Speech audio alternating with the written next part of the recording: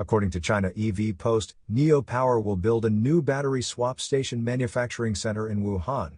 The center will have an annual capacity of over 1,000 battery swap stations. Nio is hosting a 2024 Power Up event in Wuhan, Hubei province. They announced a portable car-to-car charger with up to 40 kilowatts and a maximum output voltage of 1,000 V.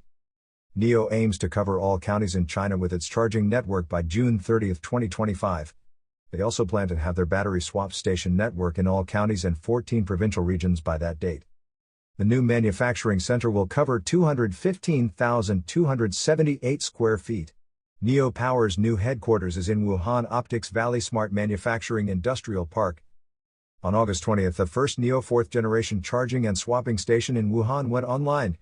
Currently, Nio Power has 89 battery swap stations and 882 public charging piles in Hubei province. You are listening to Yuan News.